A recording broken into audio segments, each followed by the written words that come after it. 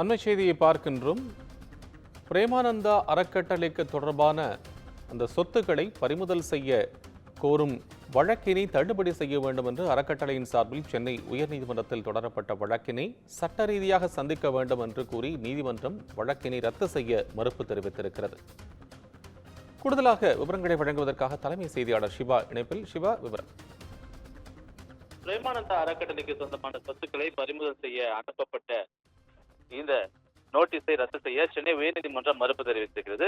பாலியல் வன்கொடுமை மற்றும் கொலை வழக்கில் பிரேமானந்தா கைது செய்யப்பட்ட பின் கடந்த 1994ஆம் ஆண்டு அவரது ஆசிரமத்தில் சோதனை நடத்திய வருமான வரித்துறையினர் 76 லட்சம் ரூபாய்க்கான நிரந்தர வைப்பீடு, 15 லட்சம் ரூபாய் மதிப்பிலான அந்நிய கரன்சி நோட்டுகள் உள்ளிட்ட ஆவணங்கள் கைப்பற்றப்பட்டிருந்தன. இது தொடர்பாக வழக்கை விசாரித்த எழும்பூர் நீதிமன்றம் பிரேமானந்தாவுக்கு தண்டனை விதித்து தீர்ப்பளித்திருந்தது.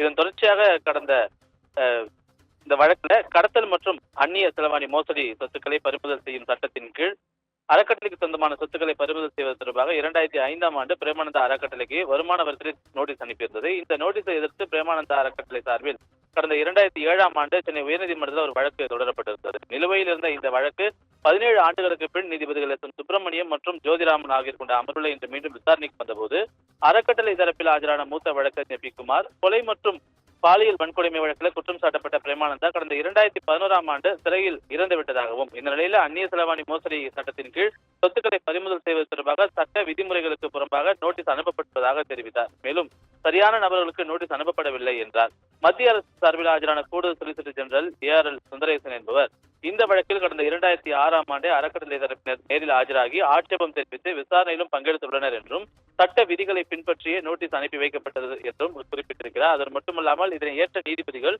பிரேமானந்தா அறக்கட்டளைக்கு அனுப்பப்பட்ட நோட்டீஸ் மீதான விசாரணையை சட்ட ரீதியாக எதிர்கொள்ள வேண்டும் என உத்தரவிட்டு இந்த மனுவை தள்ளுபடி செய்து உத்தரவு பிறப்பித்திருக்கின்றார். கோபால்,